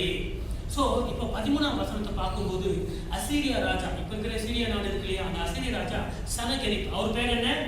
சனகெரிப். அவர் என்ன பண்ணாரு? இஸ்ரவேல் நாட்டை முழுசா பிடிச்சுக்கிட்டார். யூதா நாடு இருக்கிறது, அங்க இருக்கிற மக்கள் எல்லாம் அடிமையா கொண்டு போட்டார். யூதா நாடு வந்து என்ன பண்றீங்க அப்படின்னு சொன்னா, இந்த கர்நாடகா மாதிரி நினைச்சீங்க, சவுத் இந்தியா மாதிரி நினைச்சீங்க. ஸோ இந்த சனகெரிப் அந்த அசீரியா என்ன பண்ணார் அப்படின்னா, கர்நாடகாவில் இருக்கிற ஒவ்வொரு கிராமங்களையும் ஒவ்வொரு பட்டணங்களையும் பிடித்துக் கொண்டார். அவர் பிடிக்காத ஒரே ஒரு பட்டணம் எது? எருசலேம். எருசலேம் வந்து எசேக்கியா இருக்கிறார், எல்லா நாடுகளையும் பிடித்து விட்டார். 18ஆம் அதிகாரம் வீட்டில் போய் நீங்க படிச்சீங்கன்னா அவர் என்ன பண்றாரு? சனகெரிப் ராஜா தன்னுடைய பிரதிநிதிகளை எசேக்கியாவுக்கு அனுப்புறாரு. ஸோ இதுதான் எருசலேம்னு வைத்துக் கொள்ளுங்கள். இந்த ஸ்டேஜ் தான் எருசலேம். எருசலேமை சுற்றி என்ன இருக்கு? அந்த மதில் சுவர் இருக்கு. இந்த மதில் சுவர்ல யார் இருப்பாங்க? போர் வீரர்கள் இருப்பாங்க, ஜாமக்காரர்கள் இருப்பாங்க. அவங்க என்ன பண்ணுவாங்க? அவங்களுடைய வேலையை வந்து நாட்டை பாதுகாக்கிறது, அந்த ஊரை பாதுகாக்கிறது, எருசலேமை பாதுகாக்கிறது. அவங்க வந்து அதை பாதுகாத்து வச்சிருக்காங்க. எல்லாமே நாடுகளை பிடித்தான். இந்த சனகெரிப் எருசலேமை பிடிக்க முடியவில்லை. அவன் என்ன பண்றான்னா, அவனுடைய பிரதிநிதிகளை அனுப்புறான். அவங்க அந்த கேட்டுக்கு முன்னால வந்து என்ன சொல்லுகிறாங்க அப்படின்னு சொன்னா, அவங்க வந்து நம்முடைய தேவனை அவமதிக்கிறார்கள். யார் அவமதிக்கிறாங்க? தேவனை அவமதிக்கிறார். அவங்க என்ன சொல்றாங்க? 12ஆம் அத்தியாயத்தை நீங்கள் வாசிங்கள், 19 கூட அவமதிக்கிறார்கள். என்ன சொல்றாங்கன்னா, நான் சனகெரிப் வரல, அவர் ராஜா, அவருடைய பிரதானிகளை அனுப்பியிருக்கிறார். அவங்க இந்த எசேக்கியேல் இடத்துல வராங்க. வந்து உங்க தேவன் என்ன பெரிய தேவனா? உங்க சாமி என்ன பெரிய சாமியா? ஆந்திராவை நான் பிடிச்சிட்டேன், ஆந்திராவுடைய சாமி அவங்களை காப்பாற்றல. தமிழ்நாடை நான் பிடிச்சிட்டேன், அவங்க சாமி அவங்களை காப்பாற்றல. அந்த பேரெல்லாம் இருக்கும் பாருங்க. இப்போ நீங்க வாசித்த சங்கீதம் வேத பகுதியில் கூட அந்த பேர்கள் வரும். ஒவ்வொரு ஊர் பேர் சொல்லி அவங்க தேவர்கள் எல்லாம் அவங்களை காப்பாற்றல. உன் சாமி உன்னை காப்பாற்றிடுமா? உன் சாமி உன்னை காப்பாற்றி விடுமா என்று சொல்லும் போது இவருடைய பிரதிநிதிகள் போனாங்க இல்லையா? யாருடைய பிரதிநிதிகள்? எசேக்கியா ராஜாவோட பிரதிநிதிகள் போயிட்டு அவரோட சொல்றாங்க. அவங்க எங்க பேசுறாங்க? இந்த உரையாடல் நடக்குதுன்னா, அந்த எருசலேமை சுற்றி சுவர் இருக்குப்பாங்க. சுவருக்கு தாண்டி இவர்களால் வந்து பிடிக்க முடியல, எருசலேமை பிடிக்க முடியல. இங்க பிரதானிகளும் வந்திருக்காங்க, அவங்களும் பேச்சுவார்த்தைக்கு வந்திருக்காங்க. அவங்க சொல்றாங்க, அந்த அதிகாரத்தை நீங்க வார்த்தை தெரியும், நீங்க அசீரிய மொழியில பேசுங்க, எனக்கு அந்த மொழி தெரியும், நீங்க யூதா மொழியில பேசாதீங்க அப்படின்னு சொல்லிட்டு அவங்க கெஞ்சி கேட்கறாங்க. ஏன் தெரியுமா? உற்சாகம் எடுக்கக்கூடாது. அந்த மிலிட்டரி மேன் இருக்காங்க இல்லையா, அவர்கள் உற்சாகம் எடுக்கக்கூடாது. அவங்க கேவலமா பேசுறாங்க. நம்ம தேவஜனமே, என்றைக்கு நம்முடைய தேவன் அவமானப்படுத்தப்படுகிறாரோ, என்றைக்கு நம்முடைய தேவனுடைய நாமம் தூஷிக்கப்படுகிறதோ, நாம எழுந்து நிற்கணும். யாரா இருந்தாலும் எதிர்க்கணும், யாரா இருந்தாலும் எதிர்க்கணும். அவங்க அப்படி கேவலமா பேசுறாங்க. இவங்க சொல்றாங்க, நீங்க அசீரிய மொழியில பேசுங்க, எனக்கு புரியும். நீங்க ஏன் யூதா மொழியில பேசுறீங்கன்னா, இல்லை நான் யூதா மொழியில தான் பேசுறேன். இதைதான் நான் சொல்லுகிறேன். சாத்தான் என்ன பண்ணுவோம் அப்படின்னு சொன்னா, நம்முடைய பலவீனத்தை, நம்முடைய அஸ்திவாரத்தை முதல்ல அசைக்கும். உங்கள் குடும்பத்துல ஒரு பிரச்சனை வரணும்னா உங்கள் மனசுல முதல்ல பிரச்சனை போடுவோம். ஒரு குடும்பத்துல பிரிவினை உண்டாக்கணும்னா நீங்க சரீர பிரகாரமா பிரிய மாட்டீங்க, அது ஒரு வருஷத்துக்கு அப்புறம் நடக்கும். முன்னாலேயே வந்து உங்கள் கணவரை குறித்த தவறான விஷயங்கள் உங்கள் மனசுல போடுவோம், மனைவியை குறித்த தவறான விஷயங்கள் போடுவோம், பிள்ளைகளை குறித்து போடுவோம். இவங்க சொல்றாங்க, அவங்க கேட்கல, மறுபடியும் யூதா மொழியிலே சொல்றாங்க. இப்படி பல வார்த்தைகள் அவங்க பேசிக்கொண்டே வர்றாங்க. ஸோ 26ஆம் வசனம் பார்த்தீங்கன்னா 17-25 வரைக்கும், சனகெரிப்பின் பிரதிநிதிகள் எசேக்கியாவின் பிரதிநிதிகளிடம் யெகோவா தேவனை நிந்தித்தார்கள். நீ நம்பியிருக்கிற இந்த நம்பிக்கை என்ன? உன் தேவன் காப்பாற்றுவாரா? கேவலமா பேசுறாங்க. 26ஆவது வசனம், எசேக்கியாவின் பிரதிநிதிகள் சீரிய பாஷையில பேசும், யூத பாஷையில வேண்டாம் என்றார். மக்கள் சோர்ந்து போவார்கள், நம்பிக்கை இழப்பார்கள் என்பதால் அவங்க சொல்றாங்க. ஆனா இவங்க கேட்கவே இல்லை. ஆனா அவர் என்ன பண்றாங்க? யூத பாஷையிலே பேசி அவரை அவமானப்படுத்துகிறார்கள். இவ்வளவு விஷயம் சொல்லிவிட்ட பிறகும் அந்த 5 பால் கையில இருக்கு பாத்தீங்களா, அந்த மிலிட்டரி மேன், நல்லா கவனத்துல வைங்க. எருசலேம், இதுதான் எருசலேம் பட்டணம். இங்க ராஜா எசேக்கியா இருக்கிறாரு, இந்த இடத்துல தேவாலயம் இருக்கிறது, இதை சுற்றி சுவர் இருக்கிறது. இந்த எசேக்கியாவோட நம்பிக்கை எப்படிப்பட்ட தெரியுமா? நம்ம கர்நாடகாவில் எல்லா டிஸ்ட்ரிக்டும் ஒரு ராஜா வந்து பிடிச்சிட்டான். அவன் பெங்களூரை மாத்திரம் பிடிக்க முடியல. ஏன் அப்படின்னா, பெங்களூரை சுத்தி ஒரு சுவர் இருக்கிறது, அந்த சுவர் பலமான சுவரா இருக்கிறது, அதுக்குள்ள ராஜா இருக்கிறார். ஏன் எசேக்கியா இவ்வளவு நம்பிக்கை உள்ளவனா இருந்தான் அப்படின்னு சொன்னா, சவுத் இந்தியா ஃபுல்லா அந்த ராஜாவின் கையில வந்தாச்சு, நார்த் இந்தியா ஃபுல்லா அந்த ராஜாவின் கையில வந்தாச்சு. ஒரே ஒரு பட்டணம் தான் வரல. அது என்ன பட்டணம்னா எருசலேம். ஸோ அந்த மிலிட்டரி மக்களை அவன் பலவீனப்படுத்துகிறான். ஆனால் வெள்ளம் என்ன பண்ணணும்? நம்ம முதல்ல வெள்ளம் வந்துச்சுன்னா அஸ்திபாரத்தை தான் அசைக்கும், மாடியை அசைக்காது, ஃபவுண்டேஷனை அசைச்சிடும். ஃபவுண்டேஷன் என்ன தெரியுமா? உங்கள் மீது வச்சிருக்கிற நம்பிக்கை, கணவன் மீது மனைவிக்கு இருக்கிற நம்பிக்கை, மனைவி மீது கணவன் இருக்கிற நம்பிக்கை, பெற்றோர்கள் மீது பிள்ளைகளுக்கு இருக்கிற நம்பிக்கை, பிள்ளைகள் மீது பெற்றோர்கள் நம்பிக்கை. முதல்ல அவன் எதை டச் பண்ணுவான்னா நம்பிக்கையை உடைப்பான், விசுவாசத்தை உடைப்பான். கர்த்தர் இன்றைக்கு சொல்லுகிறார், தேவஜனமே, உங்கள் விசுவாசத்தை, நம்பிக்கையை, யாருடைய பேச்சை கேட்டு நீங்கள் இழக்காதீர்கள். சாத்தான் ஏவாளுக்கு முதல்ல உடைத்தது என்ன? நம்பிக்கை தான். தேவன் இப்படி சொன்னாரா? ஒண்ணுமே நடக்காது, நீ சாப்பிடு, அப்படிதான் நம்ம வந்து சொன்னான். இவர்கள் இப்படி சொல்லுகிறார்கள். ஆனால் இவளையெல்லாம் முடிச்சுட்டு எல்லா சாமியும் திட்டுறாங்க. நான் அந்த நாட்டை பிடிச்சேன், அந்த சாமி காப்பாத்துச்சேன், இந்த நாட்டை பிடிச்சேன், அந்த சாமி காப்பாத்துச்சா, உங்க சாமி உங்க காப்பாத்துருமா? எசேக்கியா சொல்றதை நம்பாத அந்த மிலிட்டரி மக்களோட பேசுறான். நீங்க வீட்டுக்கு போயிட்டு 18ஆம் அதிகாரம் தியானிக்கிறீங்க, 19 தியானிக்கிறீங்க. இப்படி சொல்லும் போது எல்லாமே சொல்லிட்டு 18:36 ஆனாலும் ஜனங்கள் அவனுக்கு ஒரு வார்த்தையும் பிரதித்திரமாக சொல்லாமல் மௌனமா இருந்தார்கள். அவனுக்கு மறு உத்தரவு சொல்ல வேண்டாம் என்று ராஜா கட்டளையிட்டிருந்தார். ஹல்லேலூயா. கோச் எப்படி சொல்லுகிறாரோ அப்படிங்க செய்திங்க அப்படின்னு சொன்னா, கர்த்தர் உங்களை எப்படி வழி நடத்துகிறாரோ அப்படி செய்திங்க. சில நேரத்தில் அமைதியா இருங்க. குடும்பத்துல சண்டை வரும்போது சில நேரத்துல திட்டிக்கிட்டே இருப்பாங்க, சண்டை நடந்துகிட்டே இருக்கும், அமைதியா உட்கார்ந்துருக்கு. கர்த்தர் நிச்சயமாக வெற்றி கொடுப்பார். சில நேரம் அவர் சொல்லுவார், இப்போ நீ பேசு, இப்போ பேசு. எவ்வளவோ பேசிய இயேசு கிறிஸ்து முக்கியமான இடம் பிலாத்து கேட்கிறாரு, மௌனமா இருந்தார். அன்னைக்கு அவர் பேசியிருந்தாருன்னா கர்த்தர் வந்து அவர் பிலாத்து அவரை விடுதலையாக்கி இருப்பார். எல்லா இடத்திலும் பேசிய இயேசு அந்த ஒரு இடத்துல பேசல. சில நேரங்களிலே உங்கள் மௌனம் உங்களுக்கு வெற்றியை தரும். ஆவியானவர் வெற்றியை கொடுப்பார். அந்த ஜனங்கள் என்ன பண்ணாங்கன்னா மௌனமா இருந்தாங்க. அதே போலதான் நான் சொல்லுகிறேன், கார்னோசல் சபையில கடைசி பால் போட லாஸ்ட் ஓவர்ல நியமிக்கப்பட்டிருக்கிற பவுலர்ஸ்களே, உங்க கையில பால் இருக்கு, அவன் ரெடியா இருக்கிறான். தோனியின் ஆவியோடும், சச்சினுடைய ஆவியோடும், கோயிலுடைய ஆவியோடும் அவன் காத்து கொண்டிருக்கான். எப்போ உடைக்கலாம், என்ன பண்ணலாம்னு சொல்லிட்டு கர்த்தர் சொல்லும் போது நீங்கள் பாலை போடணும். அது வரைக்கும் ஓடி வாங்க. அம்பையர் வந்து சிக்னல் கொடுத்தா பாலை போடுங்க. அம்பையர் சிக்னல் கொடுக்கலன்னா நீங்கள் போடாதீங்க. ஏன்னா இது குடும்பத்திற்கும் ஒத்து வரும். 37ஆம் வசனத்துல வஸ்திரங்களை கிழித்து கொண்டு அந்த பிரதிநிதிகள் வந்தாங்க இல்லையா, அவங்க என்ன பண்றாங்கன்னா அவங்களுடைய வஸ்திரத்தை கிழிச்சுக்கிட்டு, உடம்பு துக்கத்தின் வெளிப்பாடு, வஸ்திரத்தை கிழிச்சுக்கிட்டு எசேக்கியாவிடத்தில் வந்து மௌனமாக இருக்க வேண்டிய இடத்தில் அமைதியாக இருங்கள், பந்தை வீசாதீர்கள், கர்த்தர் வெற்றி வைக்கும். சில நேரத்தில் மௌனமா இருக்குன்னா மௌனமா இருங்க. 17ஆம் 37ஆம் வசனம் அவங்க வழக்கில் கிழிச்சு ராஜா கிட்ட வந்து சொல்றாங்க, அவன் வந்து இப்படி தேவனை நம்ம நிந்தித்தான், தேவனை நிந்தித்தான், நான் என்ன பண்றேன்? தேவனை நிந்திக்கும் போது இப்படி சொல்லிவிட்ட பிறகு எசேக்கியா செய்த காரியங்களை தான் நம்ம 19ஆம் வசனத்தில் இன்னைக்கு வாசித்தோம். அதிகாரத்தில் எசேக்கியா 19ஆம் அதிகாரம், நம்ம 2 நிமிஷத்துல முடிப்பேன். எசேக்கியா வஸ்திரங்களை கிழித்துக் கொண்டு, எசேக்கியா கூட என்ன பண்றாரு? இந்த வஸ்திரங்களை கிழிச்சுக்கிறாரு. ஐயோ நான் என்ன பண்றது, நாடெல்லாம் அழிஞ்சு போச்சு, எல்லாம் முடிஞ்சு போச்சு. ஏசாயா இடத்துல ஆள் அனுப்புறாரு. ஏசாயா தீர்க்கதரிசி இருக்காரு இல்லையா, வசனம் வாசித்தோமே, அவர் இடத்துல ஆள் அனுப்புறாரு. அவர் சொல்றாரு, யாரு? எசேக்கியா சொல்றாரு 19ஆம் அதிகாரம் 4ஆம் வசனத்துல, ஜீவனுள்ள தேவனை நிந்திக்கும்படி அசீரிய ராஜாவாகிய தன் ஆண்டவனால் அனுப்பப்பட்ட ரப்சாக்கே சொன்ன வார்த்தைகள் எல்லாம் ஒரு தேவனாகிய கர்த்தர் கேட்டிருக்கிறார். ஒருவருக்கு விரோதமாக ஒருவர் நாம் பேசுவதெல்லாம், நீங்க யாருக்காவது கால் பண்ணி யாருக்கு விரோதமாக பேசுனீங்கன்னு வச்சீங்க, ஞாபகத்தில் வைத்துக்கொள்ளுங்க, நீங்கள் 1-to-1 கால்ல இல்ல, நீங்க இருக்கிறது கான்ஃபரன்ஸ் கால். எப்படி சொல்றது? இல்லையே, 1-to-1 கால் தானே இருக்காரு. கான்ஃபரன்ஸ்ல இயேசு கூட இருக்காரு. புரியுதா உங்களுக்கு?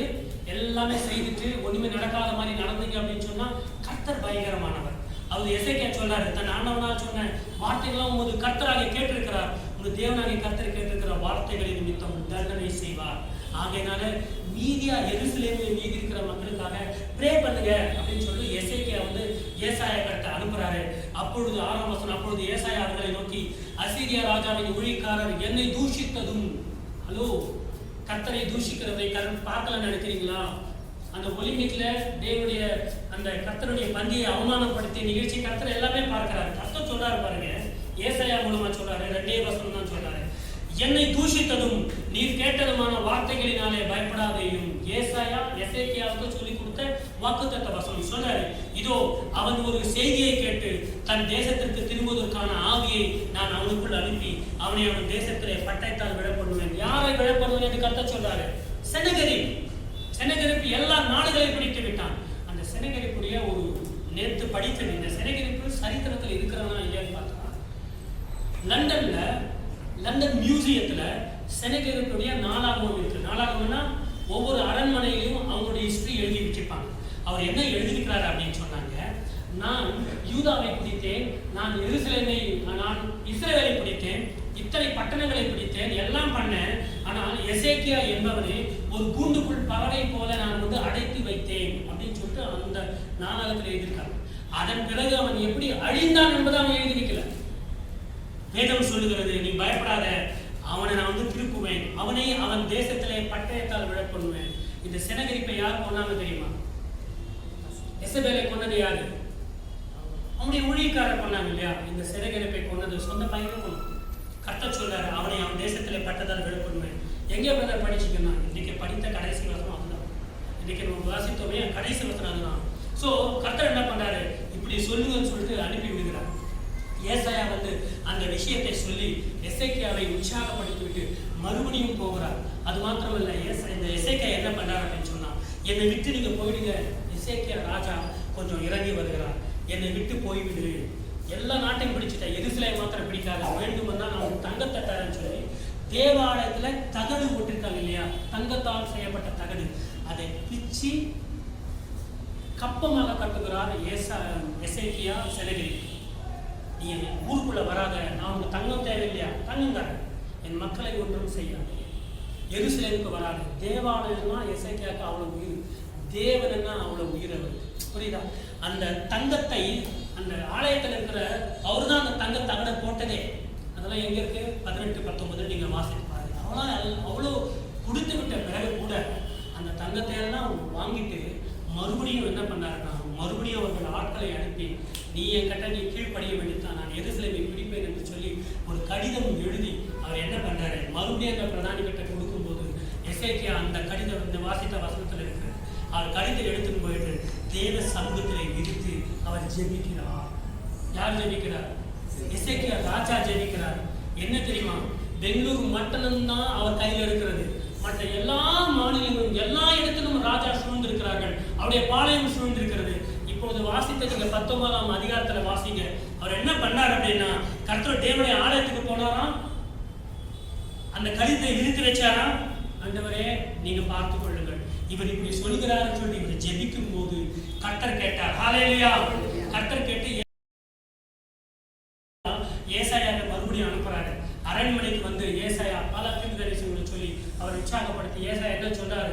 கர்த்தர் ஏசாயா சொன்ன வார்த்தை என்ன தெரியுமா? அவன் எருசலேமுக்குள் வரமாட்டான், அவன் கேடகத்தோட வரமாட்டான், அவன் வில்லுகள் வராது, அவன் பாளையம் கட்ட மாட்டான். அந்த எருசலேமை சுற்றி வந்து பாளையம் கட்டுவாங்க, கட்டி ஸ்டே பண்ண மாட்டாங்க அப்படின்னு சொல்லி எசேக்கியா ஜெபிக்கிறாரு. எந்த கஷ்டத்துல ஜெபிக்கிறாரு? தன்னை சுற்றி இவ்வளவு பெரிய கஷ்டங்கள் சூழ்ந்திருக்கு. அந்த நம்பிக்கை இன்னைக்கு நீங்க வீட்டுக்கு போகும்போது எப்படி போகணும் தெரியுமா? எசேக்கியா போல நம்பிக்கை உள்ளவர்களா போகணும்.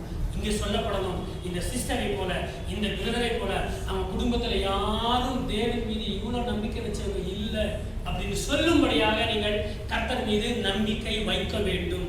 ஏனென்று சொன்னார், பரிசுத்த ஆவியானவர் நமக்கு வெற்றி கொடி சாட்டுவார், அவர் சூட்டுவார். எந்த கவலைகள் வந்தாலும் சரி. எசேக்கியா என்ன பண்றாரு? அந்த கடிதத்தை விரித்து வைக்கிறாரு, அவர் ஜெபிக்கிறாரு. ஏசாயா மறுபடியும் வருகிறார், வந்து இப்படி சொல்லுகிறாரு. வசனம் சொல்லுகிறது, அன்றைக்கு ராத்திரியிலே, அன்னைக்கு என்னைக்கு எசேக்கியா ஜெபித்தாரோ அன்றைக்கு ராத்திரியிலே ஒரு தேவதூதன் அந்த பாளையத்துல போய், யாருடைய பாளையம் அது? செனகரிப்புடைய பாளையம், அசீரியாவுடைய பாளையத்துல போய் 1,85,000 பேரை சாகரிச்சானா ஒரு தேவதூதன். நம்ம வாசித்தோம். இன்னைக்கு வாசித்த வசனத்திற்கு வீட்டுக்கு கொண்டு வந்து தியானம் பண்ணணும். எத்தனை பேரு? 1,00,000. அப்போ உங்க வீட்டை பாதுகாக்கிறதுக்கு, உங்கள் பிள்ளைகளை பாதுகாக்கிறதுக்கு கர்த்தர் ஒரே ஒரு தூதன் அனுப்பிச்சா போதுமா இல்லையா? ஒரே ராத்திரியில கர்த்தர் என்ன பண்ணாரு? 1,85,000 பேரை வந்து அதம் பண்ணினாரு. காலையில வந்து அந்த மிலிட்டரி மேன் எல்லாம் பாக்குறாங்க, பார்த்தா அதனுடைய பாளையம் எல்லாம் அப்படியே பிணங்களால் நிரம்பி இருக்கிறது. அதைத்தான் கர்த்தர் சொல்லுகிறார், அந்த செனகரி திரும்பி போகும்படி நான் செய்வேன் என்று சொல்லி கர்த்தர் அதே மாதிரி அன்னைக்கு ராத்திரி பண்ணாரு. அதன் பிறகு செனகரிப்பு என்ன பண்ணாரு? மிலிட்டரி இல்லாம அவரால் சண்டை போட முடியுமா? முடியாதுல்ல. மிலிட்டரி இல்லாம சண்டை போட முடியாது. அந்த செனகரிப்பு என்ன பண்ணாரு? மறுபடியும் அவர் வந்து தன்னோட ஊருக்கே திரும்ப போகிறார். அது போயிட்ட பிறகு அது கடைசி வசனத்துல வாசிக்கிறோம், எந்த சாமியை நீ தின்னியோ அந்த செனகரிப்பு, அந்த வசனம் கடைசி வசனம் 19ஆம் அதிகாரம் கடைசி வசனம் 37ஆம் வசனம் 19ஆம் அதிகாரம். அவன் தன் தேவனாகிய நிஸ்ரோக்கின் கோவிலிலே பணிந்து கொள்ளுகிற போது, யாரு? செனகரிப், நம்முடைய தேவனை நிந்தித்தவன். அவன் வந்து அவன் சாமியை நமஸ்கரிக்கும் போது என்ன நடந்ததான் வசனம் சொல்லுகிறது, அவன் குமாரனாகிய அதை பட்டயத்தால் வெட்டி போட்டு அரராத தேசத்திற்கு தப்பி ஓடி போனார்கள். அவன் குமாரனாகிய எசத்தோன் அவன் பட்டத்துக்கு வந்து அரசாண்டான். உன் வார்த்தை என்னாச்சு? உன் தேவன் காப்பாத்துவாரா? யெகோவா தேவன் காப்பாத்துவாரா? அந்த சாமி அவனை காப்பாத்தல, இந்த சாமி அவனை காப்பாத்தல, அந்த சாமி அந்த மக்களை காப்பாத்தல. உன் சாமி உன்னை காப்பாத்துமா? என் சாமி என்னை காப்பாற்றுவான். ஹல்லேலூயா. நம்முடைய தேவன் உங்களை காப்பாற்றுவார். எசேக்கியா ஜெபிக்கும் போது அந்த 19ஆம் அதிகாரத்தில் சொல்றாரு, ஆண்டவரே இந்த நாட்டை பிடிச்சிட்டாரு, அந்த நாட்டை பிடிச்சிட்டாரு, அவங்க சாமி அவங்களை காப்பாத்தல. ஏன் அப்படின்னு சொன்னா அவைகள் கல்லும் மண்ணும். எசேக்கியா சொல்றாரு, அந்த அதிகாரத்துல சொல்றாரு.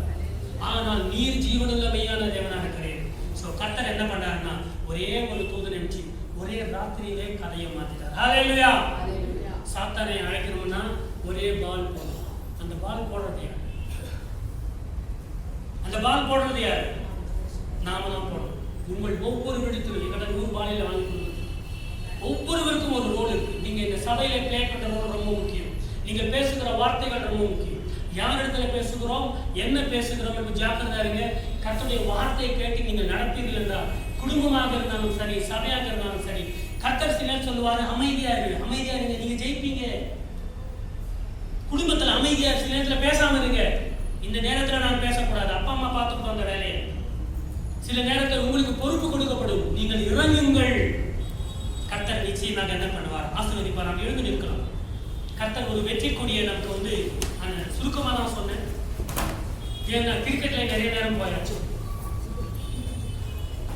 2 ராஜாக்கள் 18ஆம் அதிகாரம், 19ஆம் அதிகாரம், 20வது அதிகாரம். எசேக்கியா ராஜாவுடைய கர்த்தர் எப்படியெல்லாம் அவரை காப்பாற்றினார், வெற்றி கொடி எப்படி அவர் கூட்டினார் என்பதை நாம் பார்க்கிறோம். அருமை தேவனே, ஒரே ஒரு தேவதூதன் போதும் உங்கள் வாழ்க்கையை கர்த்தர் மாற்றுவதற்கு. ஒரே ஒரு ராத்திரி போதும் கர்த்தர் உங்கள் பிரச்சனைகளை தீர்ப்பதற்கு. கர்த்தரை விசுவாசிங்க, அவரை நம்புங்க. உங்கள் குடும்பத்திலே அவர் வெற்றி கொடி காட்டுவார். உங்கள் குடும்பத்திலே வெற்றி, வியாபாரத்திலே வெற்றி, பிள்ளைகளுடைய வாழ்க்கையிலே வெற்றி, உங்கள் ஆரோக்கியத்திலே கர்த்தர் என்ன பண்ணுவார்? வெற்றியை கொடுப்பார். அடுத்த 5 மாதங்கள் கர்த்தர் உங்களை வாளாக்காமல் தலையாக்குவார்.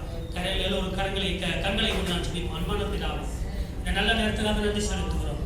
எசேக்கியாவுடைய வாழ்க்கையிலிருந்து எங்களுக்கு கற்றுக் கொடுத்த பாடங்களுக்காக நன்றி. எசேக்கியா உண்மை நம்பினான் ஆண்டவரே. எதிரிகள் செய்த சூழ்ச்சிகளை உங்களுடைய சமூகத்தை கொண்டு வந்து ஜெபித்தான். ஒரே நாளிலே, ஒரே ராத்திரியிலே அந்த 1,85,000 அந்த மிலிட்டரி மேனை நீங்கள் கொன்று கொட்டீர்கள், வெற்றியை கொடுத்தீர்கள். அப்புறம் அநேக ஆசீர்வாதத்தை நாம் வாசிக்கிறோம். தேவன் சொல்லுகிறார் அந்த வசனத்துல, உங்கள் மக்கள் 1வது ஆண்டு மீதியா இருக்கிறத சாப்பிடுவாங்க, 2வது ஆண்டு விதைத்து சாப்பிடுவார்கள் என்று சொல்லி ஆசீர்வதிக்கிறார். தேவனை கர்த்தாவே எங்களோடு பேசிய வார்த்தைகளுக்காக நன்றி. அநேக நேரங்களிலே குடும்பங்களிலே தேவையில்லாத இடங்களிலே நாங்கள் பவுலிங் போட்டு சாத்தான் வெற்றிப்படும்படி எங்களுடைய அறியாமையிலே செய்து விடுகிறோம். எங்களை மன்னிக்க முடியாத நாம் சொல்லிக்கிறோம். அதே போல ஆண்டவரே, வியாபாரத்திலும் சரி, எங்க பேசணுமோ, எப்படி பேச வேண்டுமோ, எப்படி செயல்பட வேண்டுமோ எங்களுக்கு ஞானத்தை தாங்க. எங்கள் வாழ்க்கையிலே கோச்சாக, கைடாக நீங்களே இருக்க பரிசுத்த ஆவியானவரே. இந்த நாள் ஆரம்பத்திலிருந்து ஏதோ பாடல்கள் இருந்து இதுவரைக்கும் ஒரு பிரசனம் இருந்தது. நிறைய விஷயங்களை கற்றுக்கொண்டோம். ஆவியிலே நிரம்பி ஜெபித்தோம், ஆவியிலே நிரம்பி ஆராதித்தோம். ஆசீர்வதிங்க, பலப்படுத்துங்க. மக்கள் தேவனை சுகத்தோடும் பலத்தோடும் சென்று வர அவங்கள் குடும்பத்தை ஆசீர்வதிங்க. கடன் பிரச்சனையை தீர்த்து விடுங்கள். இவர்களுக்கு விரோதமாக எதிரி ஒரு பக்கமாக வந்தால 7 பக்கமாக புறப்பட்டு போகும்படி செய்யுங்க ஆண்டவரே. சுகத்தை தாங்க, பலத்தை தாங்க. நிறைய பேர் ஆபத்துல மாட்டிக்கொள்கிறார்கள். அந்த ஆபத்தில் எல்லாம் அவர்கள் ஆண்டவரே மன வலிமையோடு இருக்க, உன் மீது வைத்த விசுவாசத்தை விட்டுவிடாமல் தைரியம் உள்ளவர்களாக இருக்க, புருஷனாக இருக்க கர்த்தாவே நீங்க உதவி செய்ய. ஆண்களைப் போல, சிங்கத்தை போல புருஷனாக இருக்கட்டும். ஒவ்வொருவரும் ஆண்டவரே தைரியத்தை தாங்க. தேவனுடைய பிள்ளைகளை ஆசீர்வதிங்க. அவருடைய படிப்பு விஷயத்திலும், வேலை விஷயத்திலும், திருமண விஷயத்திலும் இந்த கரங்கள் கூட இருக்கட்டும். ஆசீர்வதிங்க, பலப்படுத்துங்க. நாமத்துக்கே மகிமை உண்டாகட்டும்.